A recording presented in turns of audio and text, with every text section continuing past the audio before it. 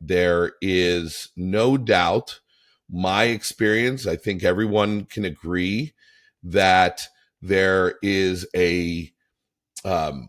across socioeconomic classes, we have had a pretty difficult time with affordability. The middle class obviously is essentially becoming the new affordability frontier, right? I don't even know if we have a middle class. It seems like it's too rich for assistance, too poor for the luxury or even the basic, now. And we're looking for solutions. They're caught, it seems like, in a perfect storm of economic pressures. How do we create market-based solutions that don't just rely on government regulation or subsidies?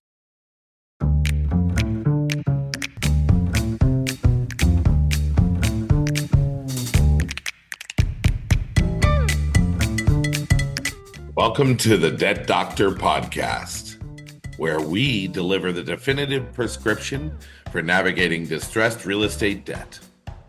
I'm your host and America's most qualified debt doctor, Bill Bymel. I've spent my career investing in, diagnosing, and reviving thousands of distressed real estate situations.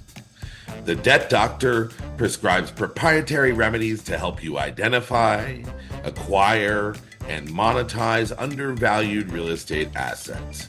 Each episode gives you insider access to the strategies top cohorts use to transform market volatility into double-digit returns.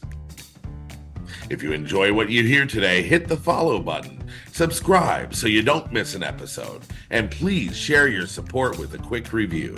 You can find me on the web at billbymel.com. Thanks for joining this episode of The Debt Doctor. Good morning, good afternoon, and good evening, wherever you are reaching us here. Welcome to the Debt Doctor live stream podcast. My name is Bill Bymel, and this is one of my favorite times of year when I get to reconnect. We do this, I guess, on a semi-annual basis, biannual basis. I get to connect near the end of the year. There's a crispness of cool in the air as the fall approaches. And here my friend Kamil Homsi is with me to predict the future and talk about the year that we just finished or coming up on. Hello, Kamil. How are you? I am blessed. What are we talking about today? Because the people already know that you and I, we don't do a pre-panel or a pre-podcast or an exchange of questions and answer. We like to keep it all organic and fluid. So it's good to see you. And It's great to see you. This is the 10th year anniversary of our friendship. That's right. It's amazing. I was just thinking about that this morning. It's nice when you can retain people, people come through your life that you connect with and you really just know that they'll be there always, and I was just saying, you've come on, we've done podcasts, we've done webinars over the years. We've sat on panels together at events. And you are really a thought leader in this industry. As a matter of fact, I believe this year you just were asked to become one of the spokesperson for the IMF. We'll get into that, or the World Bank, right? And we'll get into some of that. Why don't you kind of give everyone, those that don't know you, give a little background. You cannot summarize 50 years of being in the finance business, commercial, real estate, manufacturing, import, export, all these things that, were inherited, many of them from the family, where, when you grow up in a house where there is business 3 meals a day and the snacks in between, you would think your father is reading the wall behind you. It's like, that's all you talk about while you're sitting at dining table. So all that come to play where you become aware of macros and also micros in the markets of interest. So the micro for me is very difficult because it requires a lot of data and a lot of in-depth granular research. Macro, even though you have to speculate And you have a problem when you're right, and you have more problems when you are wrong. So there are certain predictions that you mentioned, some of them earlier, that Hmm. people were shocked in 2015, 2016, when I did predict the election in the USA, and That's right. I predicted Brexit of June 23rd of that year, where I told them, David Cameron made a mistake. He said, if Brexit passed, I will resign. Immediately, non-Brexit lost 6 points, and that's not something leaders should do. So we need another one of those 1 hours about leadership in the world, where we distinguish and delineate the difference between leaders and rulers, and then we will touch more on those examples where they make the big mistakes. I know today Yep. we agreed to talk about the middle class, talk about a little bit Hmm. about geopolitics, a little bit about business education that can make a difference for those who are threatened by AI, by robotic, by machine learning, by the software as a service, and more. Today, the conversation is virtual reality, is drones, and other technologies that might and will definitely eliminate and create obsolescence for a lot of different jobs and positions in different sectors of the economy. Yeah, absolutely. And yes, you have definitely, not only are you great at predicting the future, but you also really bring both the micro and macro and global perspective to things. For those that don't know me, my name is Bill Bymel. This is the Debt Doctor podcast. I just started this one in the spring of this year. It's a follow up to a 3-year podcast I did called The Real Estate Lowdown, which was filled with an encyclopedia of amazing conversations. Kamil was on several of those. Uh, Definitions, conversations about the world of real estate, the world of institutional investors, private equity, and all of that. I was, and you and I haven't always seen eye to eye politically, but we definitely see eye to eye intellectually and emotionally. And the amazing thing is just to see how willing you are, how human you are, how your perspective, you don't fit into one category. And that's what I love about you. That's how I see myself, is you can't, none of us fit into one specific box. We are all humans, and we have to see the world from the way we see it. So anyways, let's get into it. I have enough laurels about you, Camille, and the fact that you predicted Trump and you predicted BRICS and you predicted a lot of things. But let's talk about the world. Let's jump into it. We are going to start with an affordability conversation. There is no doubt, my experience, I think everyone can agree that there is um, across socioeconomic classes, we have had a pretty difficult time with affordability. And we're not just talking, we're talking about everyday goods. And obviously, we can talk about real estate in regard to that. But, there is, what has happened to the middle class is really the question, right? Middle class families are facing severe shortages in housing. There's this talk about a missing middle in housing. There's like 7 million units of the people that are looking for that, that next step housing that they can't afford, limited options. And then you've got developers who basically have spent the last 15 years primarily building luxury. um, where is the middle class when all projects are either luxury or some government subsidized workforce? They're caught, it seems like, in a perfect storm of economic pressures. Uh, So, the middle class bill definitely has been facing challenges all around for many years.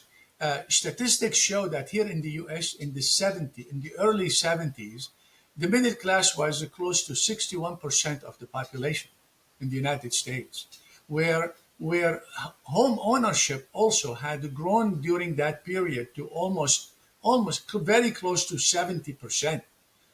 Today, it had decelerated. It is in December 2024, middle class count for 51% of the population, which is like double digit loss. It's because of many reasons, many reasons. We always agreed, you and I, that to always give the cause, discuss it, and then offer solutions. Again, in order to close the conversation where the audience can go with a takeaway to say, you know what, maybe these two guys are right. And what happened that because we've been right so many times, we are in trouble. So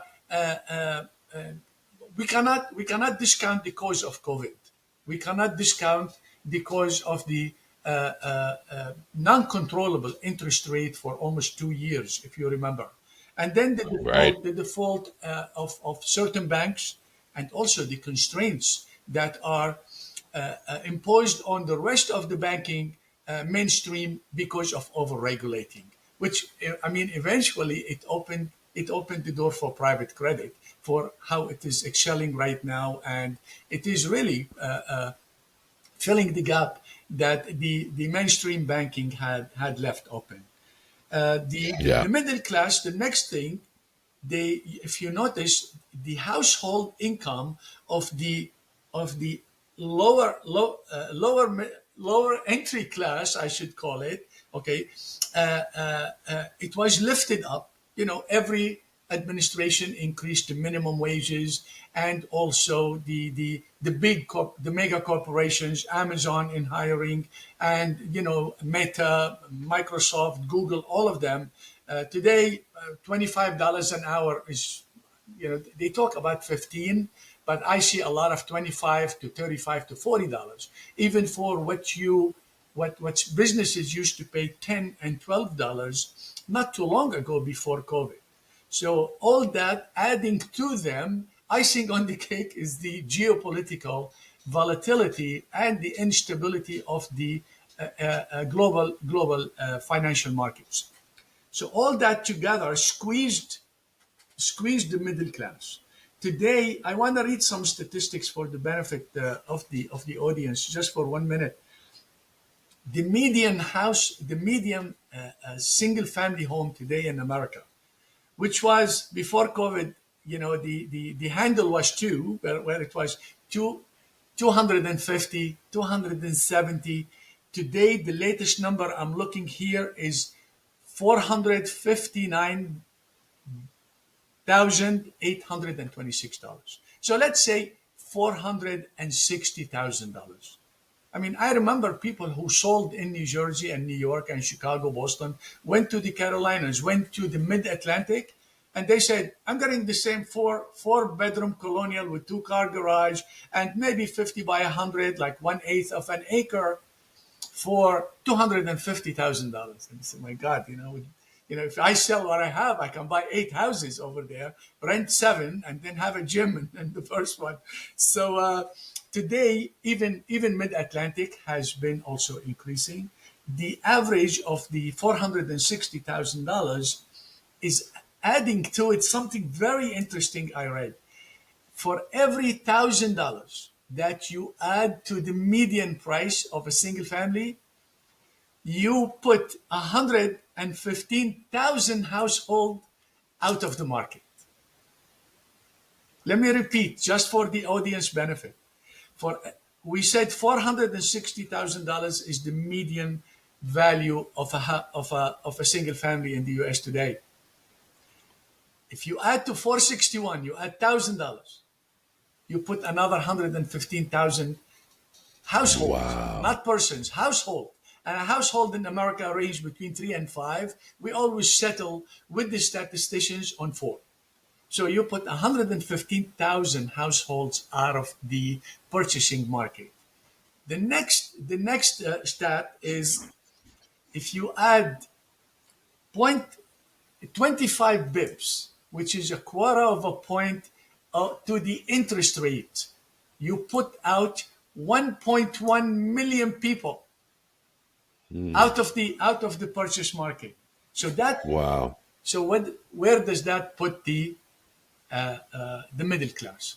The middle class was always income wise placed in a range between 55,000 to 150,000.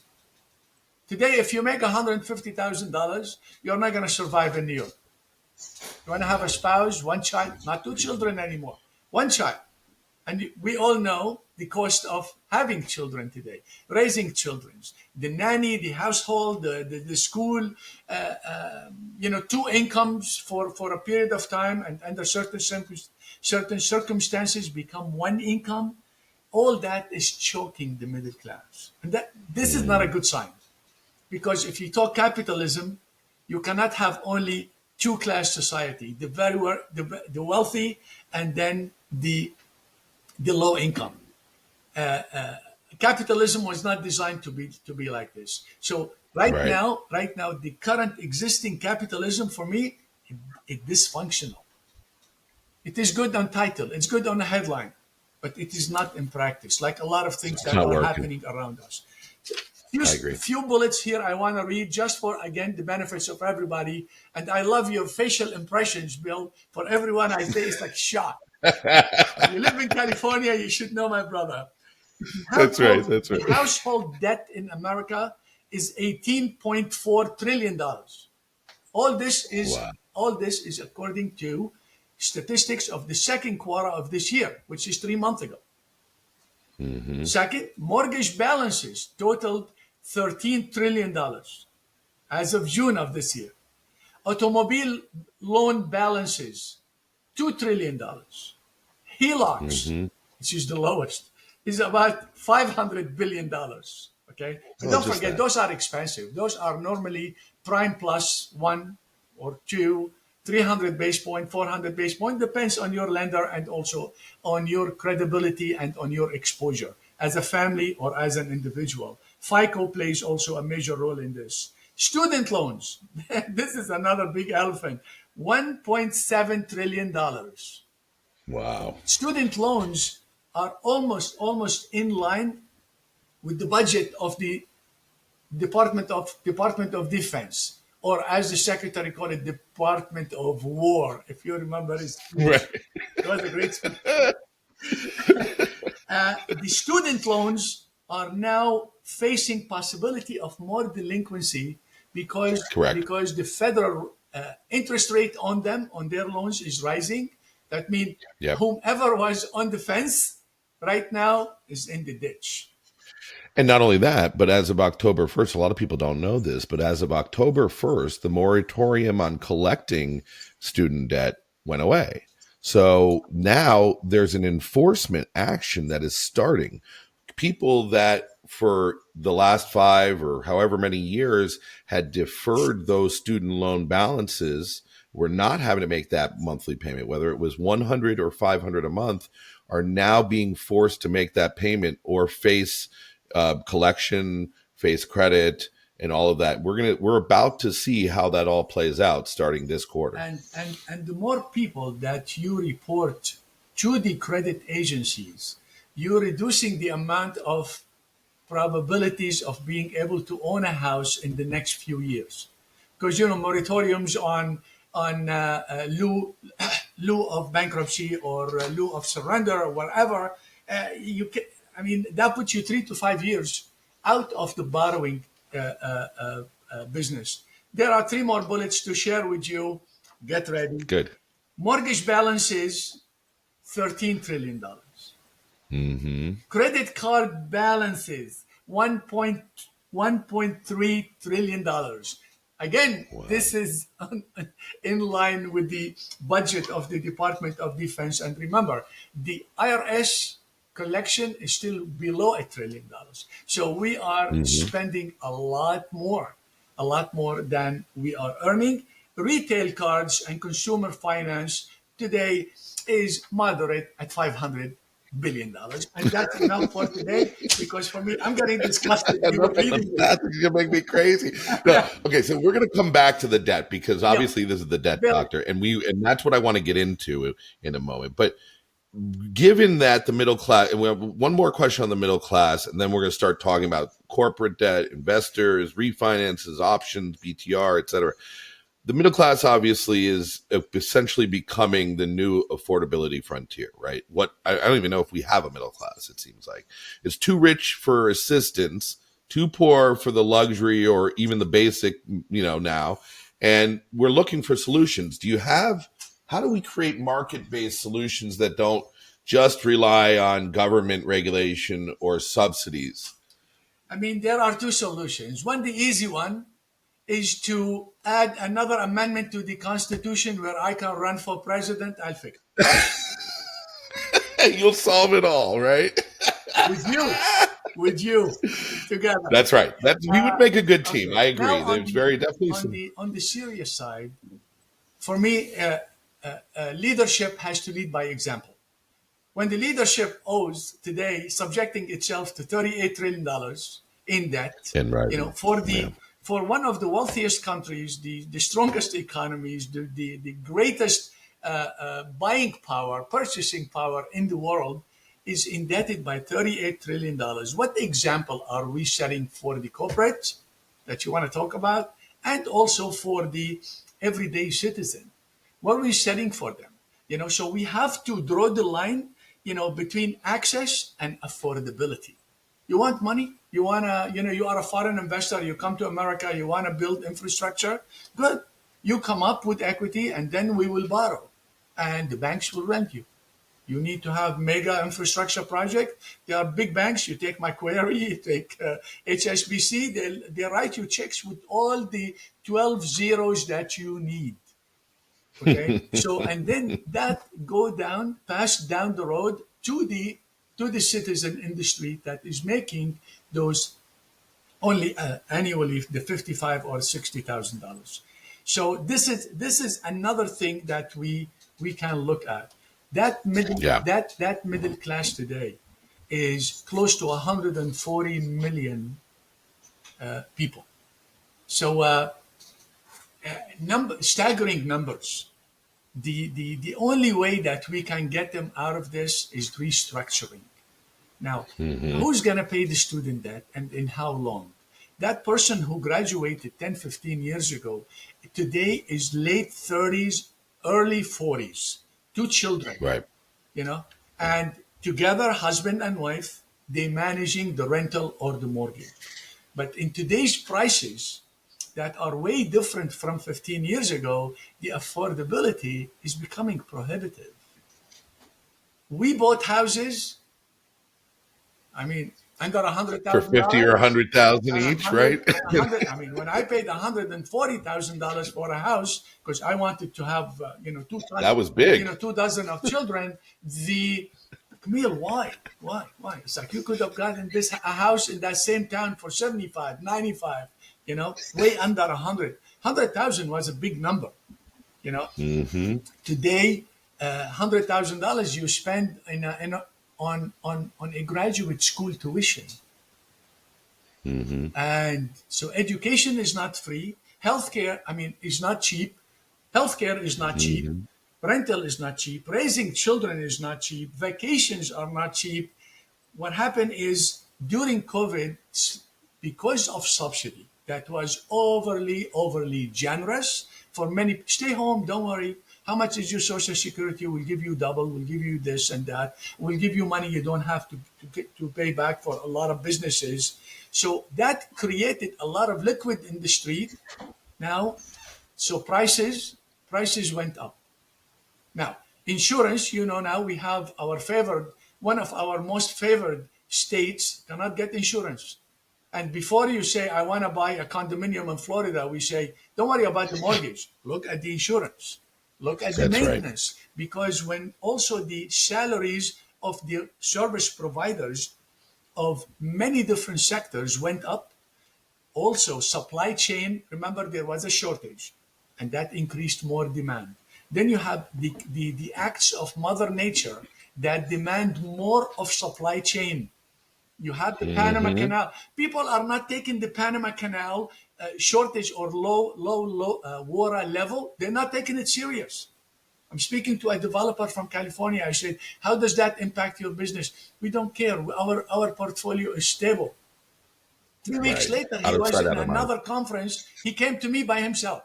He said, Camille, I'm really sorry. That day, I did not give an, he didn't call it an honest. Honest. You know what? He just answered without having the data to support his Yeah. statement. And unfortunately, many speakers, they do that.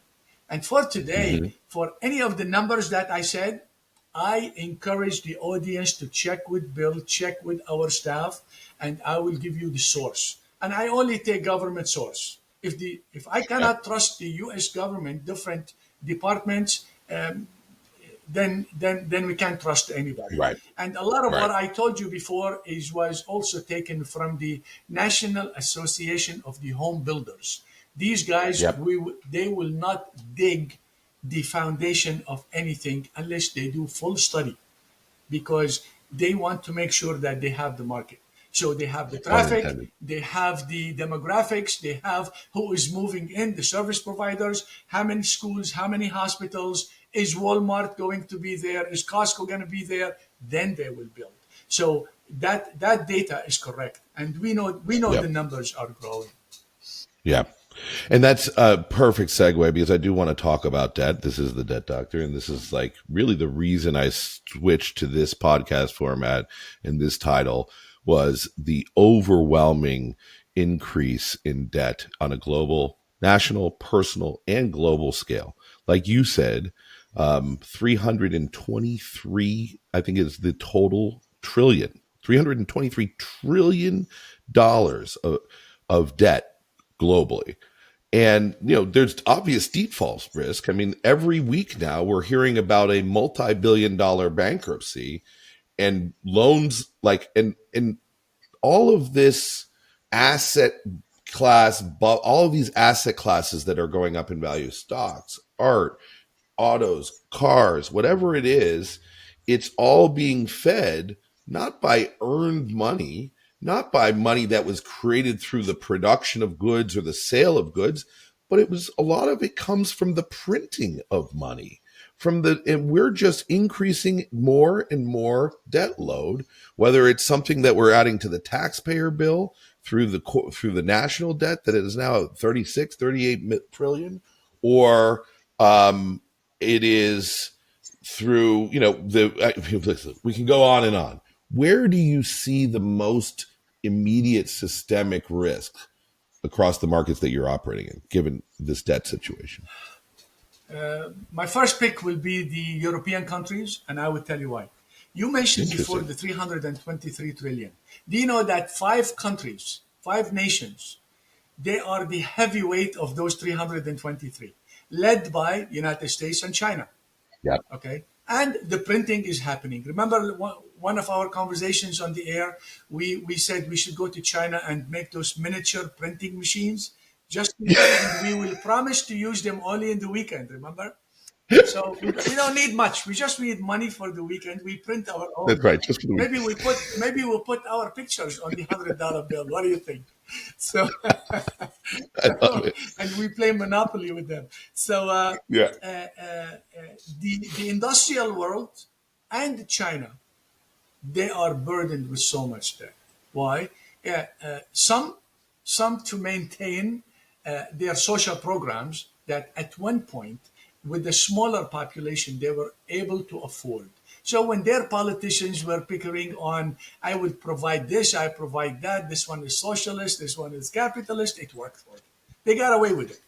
But after globalization, other countries, they also experienced an explosion of middle class and also of demand for energy, for housing, for highways, for airlines, for school, for Hmm. education, and all that infrastructure need equity, need money, and the access was there.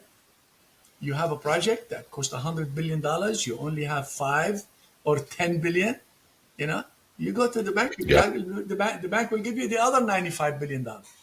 Why? Because Hmm. the bank knows that there is a secondary market, and also there is enough in the asset of a collateral that they can own it and they can flip it, or they can bundle it and then in a tranche and then after, put it in the stock market. So all that created damage that now to paddle back will take some time. There is a solution for everything. With the solution, there will be a sacrifice. The sacrifice is going to be bit on the, some on the government level and some on the borrower or the debtor's level. But to say that overnight an administration, I don't care how smart, in any of those 193 countries, members of the United Nations, it cannot be fixed overnight. And what we're seeing, it's increasing. It's like no one is paying attention. I mean, we have now how many? 200 days of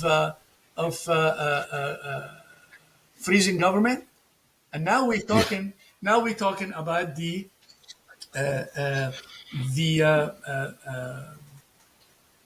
the food stamps. Right. Some Going away next week. some site passed a stat giving the ethnicities of the people receiving, and now others are saying this is not true. Fact finding is showing that this is not true. Wow. It's not about ethnicity. Okay, there are many illegal. Why does everything have to be political these days? It's so polarized. Well, it's just awful. it seems, you know what? Because it became personal, and when politics become personal, it's a chaos. Right. You cannot, look, you voted for me or not, I became the president, you are my constituent. Right. I am responsible. That's what it should be. That's what it should You be. don't vote for me, that's fine. I'm still responsible Right. for you. Exactly. You still exactly. But That's unfortunately nowadays it's not this way. Watch TV in the strange. morning and then immediately you get the clicker and say, shut it off, man. These guys are crazy. Yeah, that's what I do too, man. I only watch YouTube myself, actually. It is so sad. And I have friends in the federal government who work in the federal government. Some of whom don't. Like my son is ex-army. He just got out of the army a few years ago. He's got friends calling him up because that are still in the army, and they're texting him for financial advice. Because they're not getting paid. The military isn't even getting their checks. And I mean, and he's like, the guy's like, I can't pay my rent next week. What do you have any advice on what I should do? I mean, this is government work. And then, an endless number of people I know in Washington, good people, civil servants, and then their friends.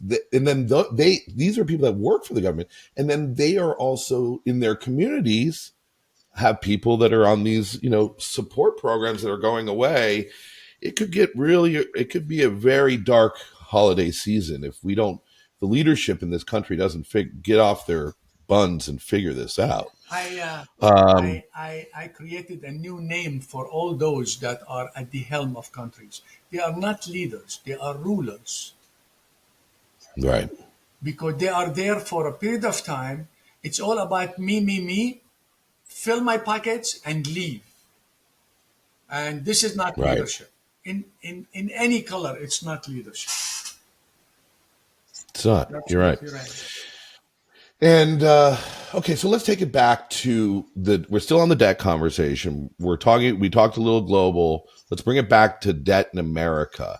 I was at the ABS East, which is the asset-backed securitization conference last week in South Florida, in Miami. I've been going there for almost 20 years now. I used to be that conference was 80% mortgage, because mortgage was a real asset. Mortgage was real estate being a real asset that doesn't, drive itself over the border or deteriorate in value to the point of nothingness. That was what the asset-backed securities market was focused on. Even after 2008, mortgage was still the safe bet. This year, and it was like 80% mortgage. This year, it was the exact opposite. There is so many unique, the more sophisticated and difficult to understand the financing technique, the more likely that something can go wrong, and it's definitely less likely that I'm going to be involved in it. It's 80% everything else. It's securitizing cash flows, securitizing auto lending, credit cards, student loans, buy now, pay now. I mean, a lot of stuff, by the way, that I don't really consider a good asset long term, because as we saw from the failure of Tricolor, the subprime auto lender, a few weeks ago, there's now 30,000 repossessable cars that have disappeared. They can't find them. They think that there's a likelihood that many of them drove themselves across the border or were driven out of the country in the last year. Given all of that, in the state of, where do you see, I mean, let me talk about real estate, short-term rentals, build to rent, multifamily. A lot of people had low interest debt. There a lot of white knuckling going on. A lot of people like the guy that you talked about in the Panama conversation, where when you ask them, the reaction is, oh, everything's fine. And then next thing you know, they're out of business. Where is it? Where is private equity about to burst? Is there a concern with the interplay of private credit and the banking system? Where do you see it here in the States as being a concern? Uh, um, the the sectors you mentioned of build to rent, multifamilies. Multifamily was always in demand. It's not going anywhere. Mm-hmm. I called it the immortal. A couple of days ago, I was speaking at a conference in New York. It is immortal because real estate was their core of every economic cycle. It went down, it Yeah. goes up. As long as you have people, you know. In the 90s, the United States population was few notches below 300. Today we're looking at 340, and at least those are the people that we can count. I mean, Right. I'm sure there are others because of the obvious reasons. Um, but those, from an economist point of view, those solutions or those products, property types, they are a band-aid and they are not a cure. Mm-hmm. It starts from the government. It starts from holding back their expenditure, aligning the interest of the fiscal and the monetary policies. Because I see them like people married. They both of them are supposed to be married, but they live in two different houses, and they just text each other. I love you, and I love you back. But they're going this way. I mean, how many times people in conversations they put the blame on Jerome Powell or on whomever successors or predecessors, but this is pointing fingers is not going to fix the country. To fix the Right. country, it starts from the top. Incentives, investments programs continue to attract not only FDI, not only foreign direct investment, but also the global talents. Here now we're creating policies where we great talents of the country that used to fly, that's just in groups. They come to the United States. Now they're going elsewhere. Certain statistics says that by us and the United Arab Emirates, today we are the leader of the country that hold the talents. The United States cannot afford to lose talents. You know, I mean, one of my suggestions always was for all those who graduate from this country, foreign students, if their GPA is over 3.5, give them a green card, give them an opportunity to open a business, offer them incentives that look whatever you put in when you are a startup, you start with 100,000, we'll match you with 100. In 2 years you break even, we will waive the 100 that we gave you. Canadians are doing this. We were at the Milken Institute 2 weeks ago in Mexico City. This conversation was on stage, and later on Oh, during the good. breakout sessions, I spoke about this to different groups of people asked by the organizers, and the people love the idea. I mean, when they see the government involved, bring us down to the cities. Zoning laws, they have to be revised.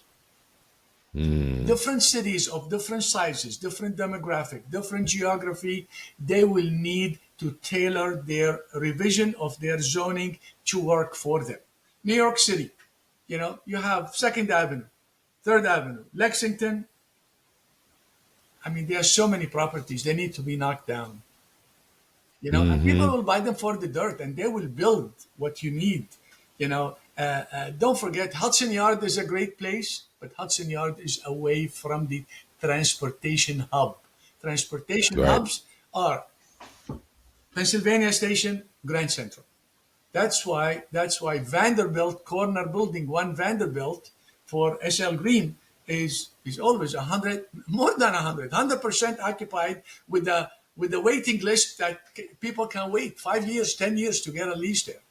Why? Because an Right. employee can cross the street and go home. And it's That's right. That's right. very important when you have kids and you have a nanny who's supposed to leave at 6. Oh, my husband's going to pick me at 6. So if you are not there, I'm going to have to leave. That means the kids will stay alone. So people rush That's home. right. You know what I mean? So we have Which, to, by the way, location, location, location. I have a absolutely, partner absolutely. in the one Build, Vanderbilt build, building, and build to rent is a great idea. Airbnb is a great idea. They talk about community homes where families live together. I am 100% against it. I say this is an environment for crime. I don't have little children, but I have grandchildren. Would I go Hmm. to work and leave boys and girls and teenagers alone with people you do not know?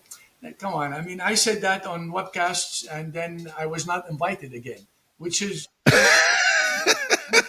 me You're not allowed to have your opinion, Camille. God forbid you you are actually allowed to make a have your rule. opinion, but you are not allowed to repeat it. So the solution is there is a shortage of housing, okay, and we must accept the new redistribution after the mobility that was demonstrated by the U.S. population. People did not leave New York and Miami. We spoke about this many times. I always say people did not leave the North going to the South because of COVID, because the South had COVID. It's just the regulation. It's just the education of the children. It is just the way the laws are enforced. Security. This is what people are concerned about. My kids go to school. Are they coming back?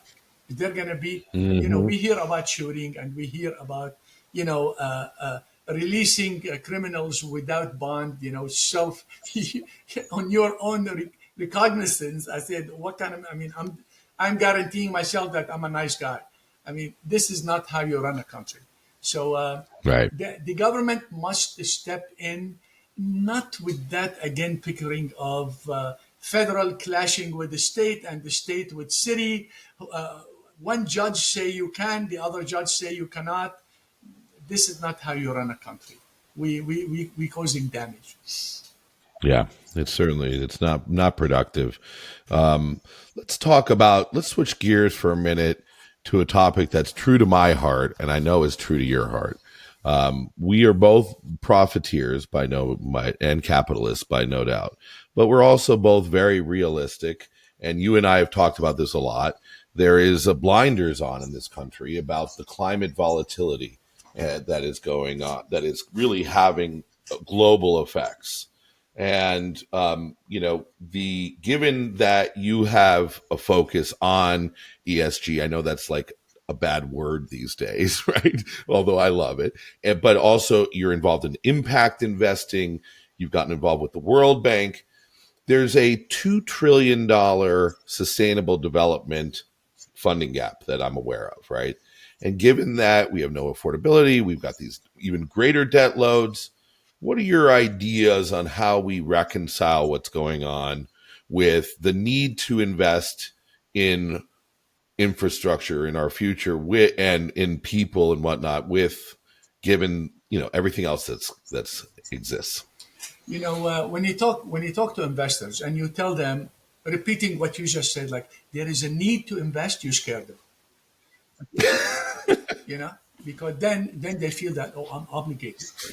Then they go back to Milton Friedman saying that no, you are obliged to make money for your investors, and it is their prerogative.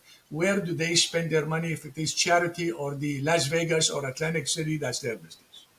Right. So all I say to them is add a few items to your early on due diligence when you meet with the fund manager, when you meet with the GP, and ask them about the cap table. ask them about the also perspective or the sentiment of other people on the cap table toward ESG and toward the environment. Before you talk about, oh, what's going to be my return? What's the internal rate of return based on how many years? Before you go into this, what do you think of protecting the environment? What do you think of measurable impact on those investments or on those, portfolio companies, 18 or 20, which is the average for most funds that you have in your fund? You know, if you get the answer of, oh no, my investors are agnostic. I cannot do business with people agnostic. How could we? That means you have no opinion, and you have no stand, and you have no code of ethics. I mean, our children are drinking this water, breathing the air, the same air, eating the same food, and you tell me you are agnostic? No, this is not a business class, because we are business people. Someone wear a white coat, you call him either a doctor or you call him a barber, but you call him with respect. We business people, we respect what we do. If there is no measurable impact, I am not in it.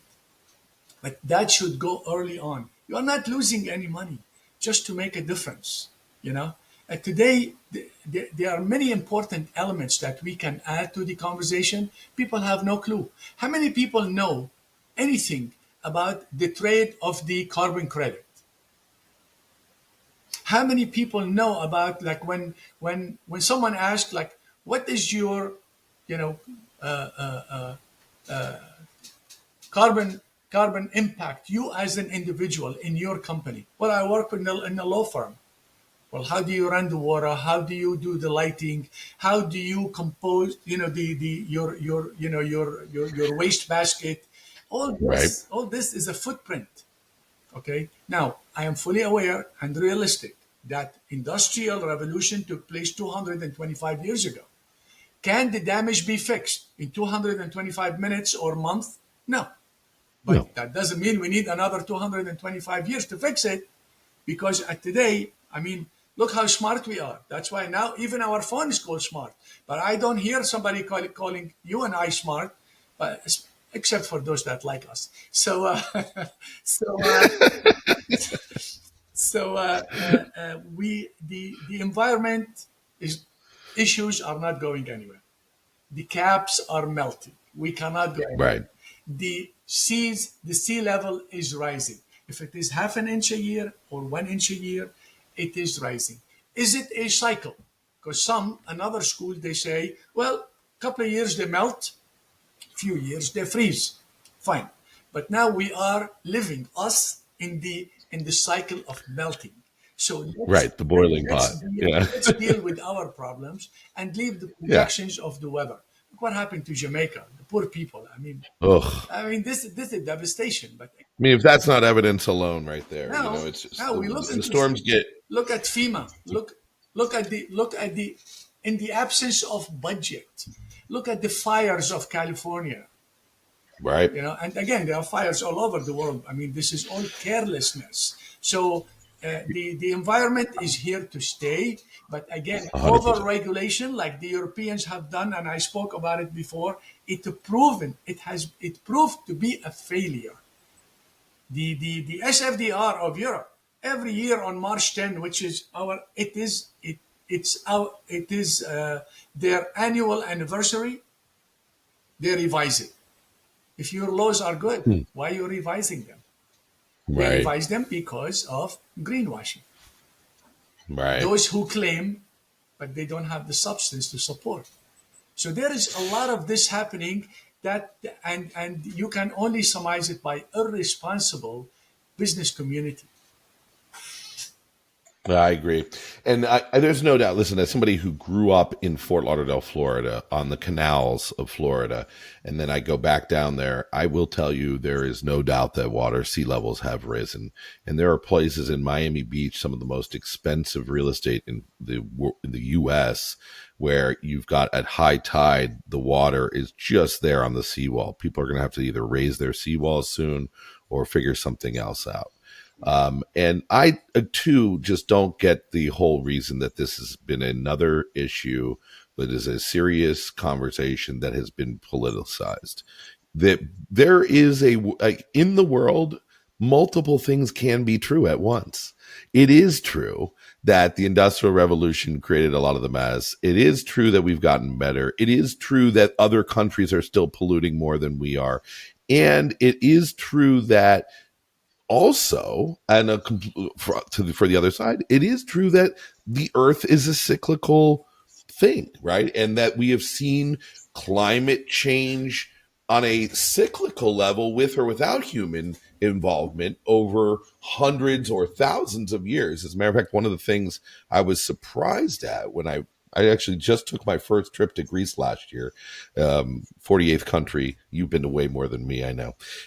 And I was amazed at the National Museum, how heavy they stress the fall of the Peloponnesian Empire had a lot to do with climate volatility that was going on, and agriculture, and a lot of stuff that you read about as plagues in the Bible, you could almost equate with climate change. And so I've gotten away from the word climate change. I think it's climate volatility. We're coming into that period, and we just need to be realistic about it. We need to talk about it. We need to get behind it and all agree on what, there's something to actually spend some money on. Speaking, or to maybe even let's go back to debt for another minute. And, we're coming up on the hour. You and I can talk for a couple of hours. I want to hit a few more things. Hopefully folks will stick a little long. Coming back to the debt situation, I think it is clear that while there's real estate may be overvalued, you could get some hands caught in the cookie jar. There's been a repricing of multifamily. Yet those are real estate in general will always have a good value. Corporate debt is something that I'd like to get your opinion on. Corporate debt is now globally we're at 35 trillion. Nationally, here obviously it's less than that. Where do you see the most significant risks? Are there any strategies that you are employing? Are you, are you staying away from certain things? How are you navigating that world? And what should we as consumers here in America, either as investors or just for our own knowledge, what should we be? Where do you see corporate debt going? I mean, if a company blows up, it's like there doesn't seem to be much to collect. That money just seems to disappear. Yeah, Talk to me about that. Bill, the period where the government and the mainstream banks gave open door for access to capital to corporates, those days are behind us. Because a lot of things happened between 2020, March of 2020 and today, that make it very difficult to refinance. But again, in the absence of mark to market, our market is way overvalued. I mean, I never thought that one day the Dow with the handle will be 46, 41. I mean, I remember it, when it hit 20, there was a growth in the economy. Maybe in the 2000, 2003, 4, because the U.S. had very, very low debt, national debt, until 9/11, where Dick Cheney, Rumsfeld, and GW started spending carelessly, and they're still alive, and they should feel guilty because that was not necessary. So corporate is at risk, and for you and I, we are opportunistic. If I get into, like when I see activity of M&A, it is not because the business is good. It's because the one who is being acquired is on a borderline or behind. But before they lose their shirt, they accept solicited and unsolicited offers. This is how I see it. These are not the days where you would call a successful company with an unsolicited offer, and they might entertain you, or they might say, "My friend, you're dreaming. We are not for sale." Okay? So now I am seeing activity, and that activity, we interpret it as economists different from the journalist. The journalist he has a space, Right. has to fill, and the big, italic headlines and all that stuff. We see it differently. We look into behind. When those who play poker, they look at your face. They don't look at your cards to tell. That's right. To tell from your face what you have, and that's where you should have a poker face. Remember? So Oh, interesting. And it's also, by the way, a good lesson on who to, when you're talking to people, watch their face and really look behind what they're saying. Look at what they're saying. You could probably pick up a lot more about how their portfolio is going. Bill, you are streetwise because you are Floridian and Californian. So That's that's a good right. combination. Like, The I got all the perspective. corporate That's right. corporate took in a lot of credit, Mm, a lot of debt, yeah. and look, hiccups in the market. The tariff today is forcing a lot of companies to slow down. Are people going to buy what we because don't some think that because we lowered the valuation of the dollar and because of the tariff, now people will be buying our commodity. But when you lower the dollar, you are also changing the valuation of the foreign currency. This Right. is a circular global economy. You cannot Right. just say, you know what, we the dollar, we raise it, everybody is happy. Just like Warren Buffett when he talked about the rising tide, lowering tide, you know, the same thing. You will know who's going to be hurt and who is going to get the benefits. Now, Mm, if his goal is to hurt the European economy, he might accomplish some of that because if the exchange rate go over $1.30 or $1.40, nobody's going to buy hmm. European products. They're going to come to buy Boeing. They're not going to buy the Airbus. Hmm. France is already borderline. I know with my answer, I'm mixing the global, the micro that you Yeah. love to hear about. So corporate today need to accept at one point mark to market. Why is your Right. stock and the valuation of your company this much and your revenue are so much? Why there is a big spread between Right. the market value and the book value? I mean, the spread is just unrealistic. I mean, for me, Right. if when I get involved in You. M&A, I want to make sure the founders are there. I want to make sure they have Yep. orders, to produce something and orders from the U.S. government because the U.S. government pays its bills. Because the U.S. government will never run out of money because they have the machine. They can print, they can pay me. And because That's of right. that, people are still attracted to invest into corporate debt in America. But are they at risk? Yes. Look at all the companies that bought thousands of houses on zip code. Okay. Well, look, the money cost only 2%, 2.5%, 3%. Okay. Now we come to the reality. The reality is 6.5%. And you cannot lower Right. it more. Bill, if they lower the interest more, that will help maybe the biggest debtor, who is the US government, because now the interest paid is in the trillions instead Right. of hundreds of billions. And the numbers, we can discuss them in a different conversation. And also at the same time, if they lower the interest, the housing pricing will go up because the demand will increase. That means that middle class that you opened the conversation talking about, if now is being squeezed, and under lowering interest rate will be eliminated. Yep. I So, agree.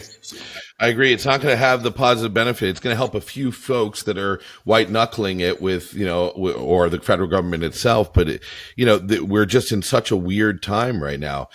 Asset class. It's interesting. And you saw Jay Powell yesterday. The Fed lowered rates a quarter, but they actually said that they may not do it again. They're really trying to cool things off. Going back to what you were saying about the stock market, just as a quick note, I was thinking about that this morning. I have been preaching that I think the stock market is a ridiculous Ponzi scheme for a while now, and I went back and looked at. I'm listening to Ray Dalio, and he was doing an interview with it wasn't good. Sorkin. If you're listening to Ray, It was negative. You know that. He did an interview with Sorkin and we were talking about that. And they like to look at 2008, look at these periods of history where right before crashes, 2008, 1929. Sorkin just released a new book about the 1929, and it's very interesting. RCA, which was the radio company in the 20s that built all the initial radio lines, that was the AI or the .com of the 20s. They were, and a lot of people equate them to NVIDIA of today. People, it got so out of hand, quote unquote, in 1929 that RCA's price to earnings ratio was an enormous 29-1. I looked up the PE ratio on NVIDIA today. It's 58-1. It's more than double what RCA was just before the market crashed. So there's obviously some dislocation there. And then as far as corporate debt is concerned, we have seen with Tricolor, with First Brands, with, there's so much opacity in the private debt market. And with these corporate debt that there is so much risk. That's my comment, is that I believe there is so much risk. It is like drawing cards. You just don't know. You're playing Russian roulette because these companies don't seem to ever have, even you look at $50 billion publicly traded companies that have never made a profit. It just doesn't make sense. So that is something obviously that is to be concerned. But let's finish off. We're coming to the top of the hour. For those that stuck with us, thank you so much for joining this. You'll see more of me and Kamil in the future. Don't forget to subscribe to the Debt Doctor wherever you get your podcasts. But I want to talk one more global question, and then we're going to call it a wrap. So, global debt. Let's talk about it from the way countries are handling it. Let's talk about, we are here in this country at 125% of GDP in terms of our debt amount. As you pointed out, that with the rise of the interest rates, that's over $1 trillion of interest being paid. And then you've got countries, and then you've got Americans that will say, oh, look at Japan. They're 230% debt to GDP. Then you've got other conservative models. What can we learn from the way the East has handled it, the way the Middle East has handled it, the way Europe, what are you seeing there in terms of global debt and debt management? Any thoughts? I mean, actually, Bill, the short answer, nobody is handling it. They're only kicking the can down the road. That's all they're doing. That's right. I mean, Japan since 1990.